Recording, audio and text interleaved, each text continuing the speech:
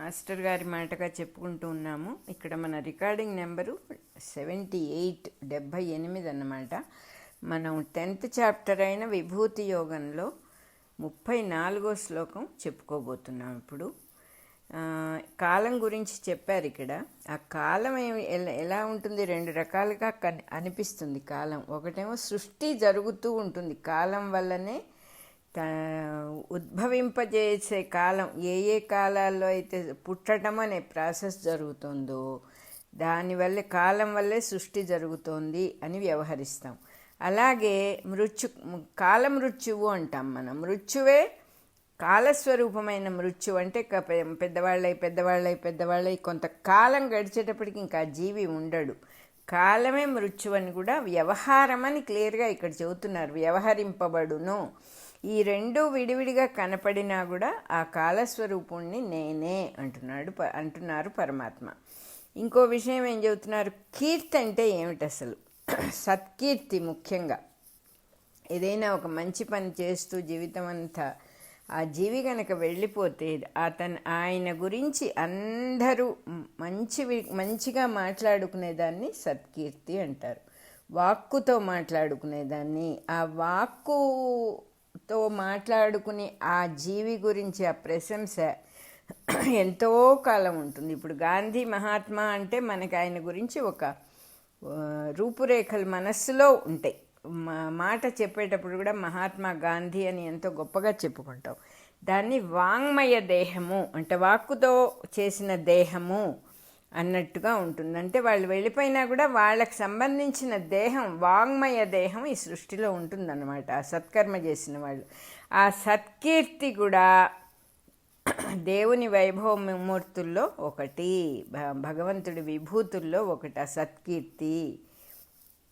ప్రసంగాల రూపంలో మనిషి చనిపోయినా కూడా మనుషులు మాట్లాడుకునే ఆయన గురించిన మంచి గుణాల ప్రసంగాల రూపంలో ఆయన వాంగ్మయ దేహంతో ఉండటము అంటారట. దాన్ని వాంగ్మయం అంటే వాక్కుతో సంబంధించిన దేహం. అందరూ ఆయన్ని మన మాటల ద్వారా నిలబెడుతున్నారు ఇవాళకి. ఆయన మంచి పని చేసినందువల్ల ఆయన కానీ ఆమె కానీ. అట్లాగే అది నా వైభవమే అన్నారు పరమాత్మ. అది సత్కీర్తి అనేది కూడా పరమాత్మ వైభవమే. ఇంకొకటి ఏమిటి, శ్రీ అంటే ఏమిటి? ఆశ్రయించుకొని ఉండేది అని ఆ మాటకు అర్థం. ధనము, వస్తు సంపద, ఇల్లు వాకిలి, మంచి గుణాలు, సద్గుణాలు పురుషుణ్ణి ఆశ్రయించుకొని ఉంటాయి. పురుషుడు ఒక జీవి అనేవాడు కనుక లేకపోతే ఈ గుణాలన్నీ ఎక్కడున్నాయో ఎలా ఉన్నాయో కూడా మనకు అసలు ఉన్నాయి అని చెప్పడానికి కూడా వీల్లేదు. గుణాలన్నీ ఒకరిని ఆశ్రయించుకునే ఉండాలి కాబట్టి, విడిగా ఉండటానికి అవకాశం లేదు కాబట్టి శ్రీ అలాంటిదే. ఆ శ్రీ అనేటటువంటిది కూడా నా వైభవమే అని చెప్పి చెప్తూ ఉన్నారు పరమాత్మ. పురుషుడు దేవుడి అంశే కాబట్టి అతన్ని ఆశ్రయించుకున్న స్త్రీ కూడా నా సంబంధమైందే, నా వైభవమే అంటున్నారు పరమాత్మ. సంభాషణ, ఒక మాట మాట్లాడాలనే ఒక ఉద్దేశము, దానికి కావలసిన పదములు, అర్థములు, అక్షరములు, వాటి ఉచ్చారణ పురుషుణ్ణి ఆశ్రయించుకొని ఉంటాయి. ఒక మాట బయటికి రావాలి అంటే మరి ఆ దేహం లేకపోతే ఆ మాట ఎట్లా వస్తుంది? ఆ మనస్సు, ఆ ఇంద్రియాలు లేకపోతే లోపల ఫార్మేషన్ అవ్వాలి ఒక డైలాగ్కి. ఈ ప్రాసెస్ అంతా మనకు కనపడకపోవచ్చు, టకటకటక మాట్లాడేస్తున్నాం మనం అని అనిపించవచ్చు, కానీ లోపల ప్రాసెస్ అవ్వకుండా రాదు. ఒక్కొక్కప్పుడు మాటలు అందక తడబడతాం మనం. ఎలా ఎక్స్ప్రెస్ చేయాలో తెలియక తడబడతాం. ఆ తడబాటు కూడా లేకుండా లోపల నుంచి వరుసగా ఒక్కొక్కటే చక్కగా చెబుతున్నారు.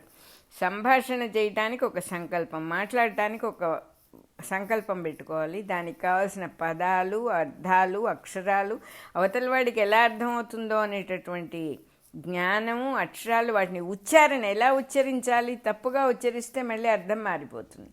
ఇవన్నీ కూడా పురుషుణ్ణి ఆశ్రయించుకొని ఉంటాయి కాబట్టి అది కూడా దైవ విభూతియే, నా యొక్క వైభవమే. ముఖ్యంగా స్త్రీల వాక్కు నా విభూతి అని చెప్తున్నారు ఇక్కడ. ఇదేమిటిది, స్త్రీలను స్పెషల్గా ఎందుకు చెప్పారు అంటే సృష్టిని తమ ద్వారా దేహాలుగా బయటికి పంపించేవాళ్ళు స్త్రీలు కాబట్టి సంతతిని పొందటం కూడా స్త్రీల యొక్క వాక్కు అని చమత్కరించారన్నమాట ఇక్కడ. స్మృతి అంటే స్మరించుకోవటం, దీనికి ద్రవ్య రూపమైన అస్తిత్వం ఉండదు. అంటే స్మృతి అంటే మనసులో ఊహించుకునేది, జ్ఞాపకం తెచ్చుకునేది, దానికి విడిగా బయట ఎక్కడ ఒక వస్తువులాగా అస్తిత్వం ఉండదు. ఇది ఒక విధమైన వైభవం. మేధ అంటే చక్కగా గ్రహించే శక్తి. ఒక విషయాన్ని ఆ మేధ దగ్గర కనుక మంచి చక్కని మేధ గలవాడండి అంటారు. మేధ అంటే ఏ విషయాన్నైనా చక్కగా మనసులో గ్రహించుకోగలిగే శక్తి. దీని మహిమ చేత మనస్సు తను కన్నా వేరుగా ఉన్న ఒక శాస్త్ర రహస్యంగా తానే రూపొంది మారుతుంది అంటున్నారు. ఎంత చక్కగా చెప్పారో ఇక్కడ. ఈ మేధ ఏం చేస్తుందంటే, ఈ మహా తెలివితేటలు కలిగినటువంటి మనస్సు మేధ తన మహిమ వల్ల తనే ఇంకొక శాస్త్రాన్ని సృష్టిస్తుంది తనకన్నా వేరుగా. ఆ శాస్త్రాన్ని తను ఆ శాస్త్రము డిఫరెంట్ కాదు, కానీ డిఫరెంట్గా ఉన్నట్టుగా శాస్త్ర రహస్యంగా తనే రూపొంది మారిపోతుంది అంటున్నారు. కాబట్టి ఇదొక వైభవము. ఈ వైభవం కూడా నేనే అంటున్నారు పరమాత్మ. ధృతి అంటే ధైర్యము అని జనరల్గా పైన చెప్పుకునే అర్థం.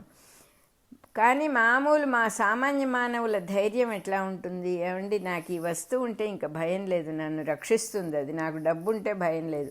మా అన్నయ్య నా పక్కన ఉంటే ఇంకా భయం లేదండి. నా భర్త ఉంటే ఇంకా నాకు భయం లేదండి.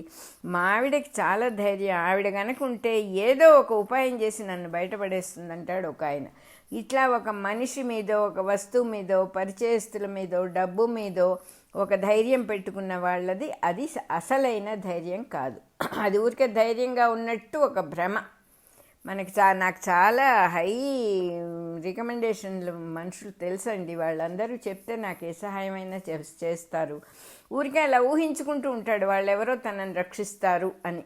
కానీ ఇవన్నీ కూడా కరెక్ట్ కాదు. ఇక్కడ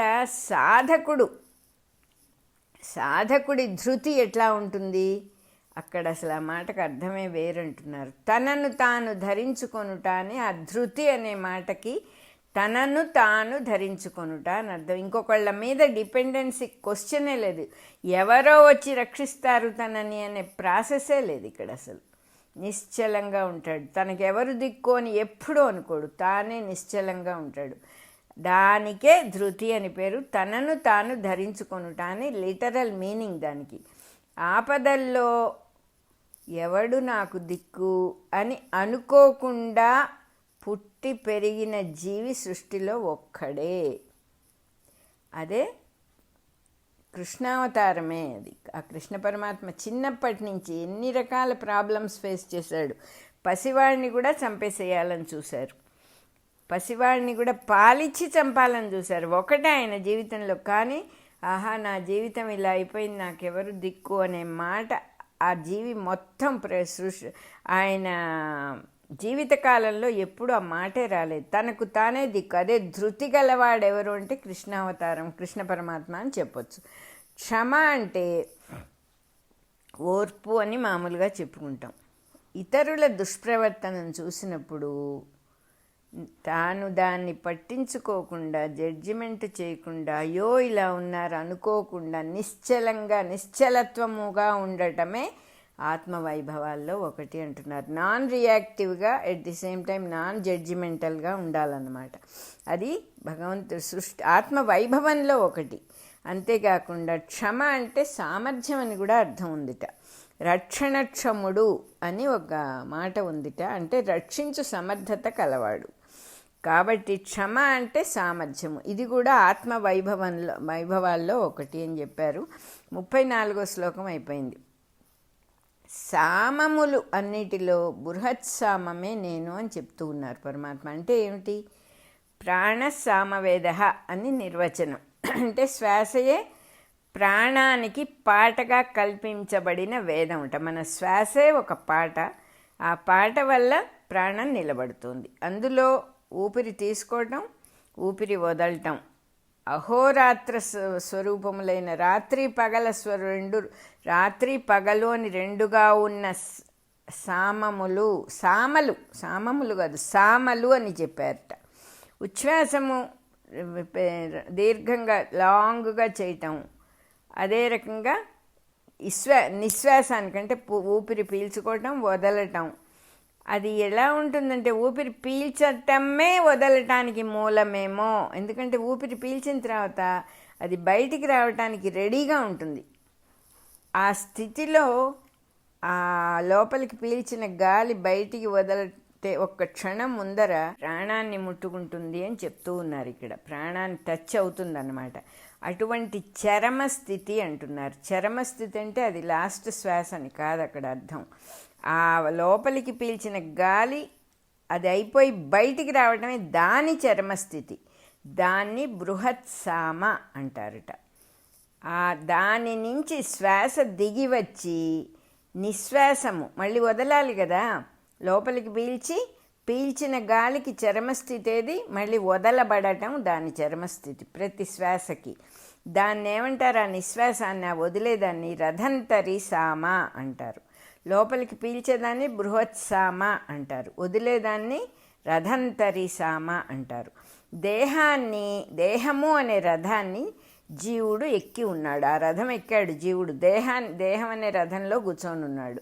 సామ అనబడే ప్రయాణంలో ఆరోహణ చేసి మళ్ళీ అవరోహణ చేస్తూ ఉంటాడు. వాడు ఎక్కుతూ దిగుతూ ఉంటాడు ఆ రథాన్ని అని చెప్పి ఇక్కడ జైమినీయ బ్రాహ్మణము వర్ణిస్తోంది అని చెప్పి చెప్తూ ఉన్నారు. ఇందులో మధ్య భాగమైన ఉచ్ఛ్వాసము యొక్క చరమస్థితి అంటే లోపలికి తీసుకున్న గాలి ఇంకా తీసుకోవడం అయిపోయింది, it has to come out. దాన్ని ఉచ్ఛ్వాసము యొక్క చరమస్థితి అంటున్నారు. అంటే అది పోయి మళ్ళీ వదలటం అనే ప్రాసెస్ జరగటం. ఆ ఉచ్ఛ్వాసం యొక్క చరమస్థితిని, లాస్ట్ సిచ్యువేషన్ని బృహత్సామ అంటారు. ప్రాణమే జీవితము అనేది యజ్ఞం అయితే ఆ యజ్ఞం దేంతో చేస్తారు? అదే సామవేదము అని యుధిష్ఠరుడు ధర్మరాజుతో చెప్పాడు. యుధిష్ఠరుడు అంటే ధర్మరాజు, యమధర్మరాజుతో చెప్పాడనమాట.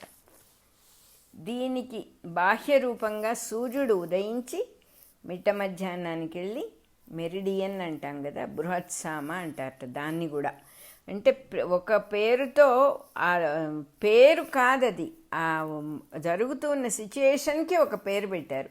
అదే సిచ్యుయేషన్ ఇంకొక చోట జరిగినప్పుడు అది కూడా అదే పేరుతో వస్తుందన్నమాట. బయట ఏం జరుగుతుంది? సూర్యుడు ఉదయిస్తాడు, మిట్ట మధ్యాహ్నం అవుతుంది, దాన్ని బృహత్సామ అంటారు. అంటే మళ్ళీ దిగాలిగా, సూర్యుడు పైకి ఎక్కాడు, నడిమి దాకా ఎక్కాడు.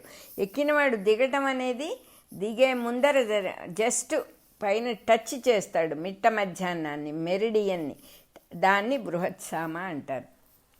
అదే రకంగా సూర్యోదయము, మధ్యాహ్నము, సూర్యాస్తమయము, అహస్సు అనే యజ్ఞానికి 3 సవనములు. సవనములు అంటే ప్రాణాన్ని వెదికే స్తోత్రాలు లేక కేకలు అంటున్నారు అని వేదంలో వర్ణించారట. మానవుడి ప్రజ్ఞలో తురియ స్థితి అనబడేది, సమాధి స్థితి అనబడేది. దీనికి మళ్ళీ ప్రతిరూప, దాన్ని కూడా ఇలాగే అంటారన్నమాట. బృహత్సామైంది తురియ స్థితి. కాబట్టి సామాల్లో బృహత్సామ తన విభూతి అని కృష్ణ పరమాత్మ చెప్పారు. నేనే నా వైభవమే బృహత్సామ అంటే అని చెప్పారు పరమాత్మ. జీవికి ఎట్లా అయితే ఊపిరి పీల్చడం వదలటంగా సామగా ఉచ్ఛ్వాస నిశ్వాసాలు ఎలా సామగా పనిచేస్తున్నాయో అదే రకంగా సంవత్సరానికి పూర్ణిమలు, అమావాస్యలు జరుగుతాయి అంటున్నారు. ఒకే విషయం రకరకాల రూపాలతో సృష్టి తనలో సంతరించుకొని ఉందన్నమాట. ఒక సంవత్సరంలో 12 పూర్ణిమలు, 12 అమావాస్యలు వస్తాయి. కాబట్టి అది 24 అక్షరముల గాయత్రి ఛందస్సు. దీనిలో జరిగిన గానంలో జీవులు త్రాణనము లేక రక్షణము పొందుతున్నాయి. ఈ గానం, ఈ గాయత్రి 24 అక్షరాల గాయత్రి ఛందస్సులో జరిగే గానంలో జీవులు రక్షణను పొందుతున్నాయి. కాబట్టి ఈ ఛందస్సునకు గాయత్రి అని పేరు అన్నమాట. మనకు ఒక సంవత్సరం అయితే దేవతలకు ఒక రోజు అవుతుంది. మన మకర మాసం దేవతలకు సూర్యోదయం అవుతుంది. దానికి ముందున్న ధనుర్మాసం దేవతలకు బ్రాహ్మీ ముహూర్తం అవుతుంది. అంటే తెల్లవారుజాము 4-4:30 బ్రాహ్మీ ముహూర్తం అని చెప్పుకుంటాం కదా.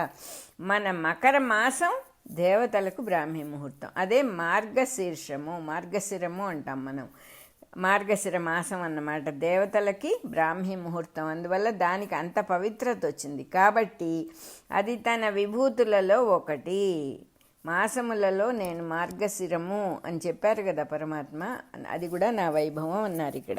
గోపికలు కృష్ణుణ్ణి భర్తగా కోరి, హృదయనాథునిగా కోరి కాత్యాయని దేవిని ఉద్దేశించి ధనుర్మాస వ్రతాలు చేశారు అని దశమస్కంధంలో ఉన్నది భాగవతంలో. అదే రకంగా ఋతువుల్లో వసంత ఋతువు అందరికీ కూడా జీవరసాన్ని మళ్ళీ మేలుకొలిపే సూర్యోదయంట. వసంత ఋతువు అంటే అర్థం ఏంటి? సకల జీవరాశుల్లో అందరు జీవులలో జీవరసాన్ని మళ్ళీ మేలుకొలిపే సూర్యోదయం లాంటిదిట వసంత ఋతువు. అది కుసుమాకరము అనగా పుష్పములకు నివాసం. వసంతకాలంలోనే కదా పుష్పాలన్నీ కూడా చక్కగా అద్భుతమైన సృష్టి కనపడుతుంది మనకు అక్కడ. కాలపురుషుడు ఈ ఋతువులో పుష్పాల చేత పూజింపబడతాడు. ఆ పూలన్నీ కూడా చెట్లకట్లా విచ్చుకొని కాలపురుషుని ఆరాధన చేస్తాయి అని చెప్తూ ఉన్నారు. కాబట్టి ఈ వసంత మాసం కూడా నా యొక్క విభూతులలో ఒకటి. వసంత ఋతువు నా యొక్క విభూతులలో ఒకటి అని చెప్పారు ఇక్కడ పరమాత్మ. 35వ శ్లోకం అయిపోయింది. ఇంకా కొన్ని విభూతులు చెప్తూ ఉన్నారు ఇక్కడ. ఉప్పు ఉప్పగా ఉండటం దాని గుణం, చక్కెర తీయగా ఉండటం దాని గుణం. పదార్థాలని వాటి గుణాలని వేరువేరుగా కనపడుతూ ఉన్నాయి మనకి. ఇది ఉప్పు, ఇది ఇలా ఉంటుంది. ఇది పంచదార, ఇది ఇలా ఉంటుంది. ఇది తెలుసుకునేవాడున్నప్పుడే ఇది జరుగుతుంది. మూడో వాడు కావాలి దీనికి. వాడున్నప్పుడే ఉప్పుకి ఉప్పు ఉప్పగా ఉండదు, పంచదారకి పంచదార తీయగా ఉండదు. ఎవరికి ఉంటుంది పంచదార తీపి?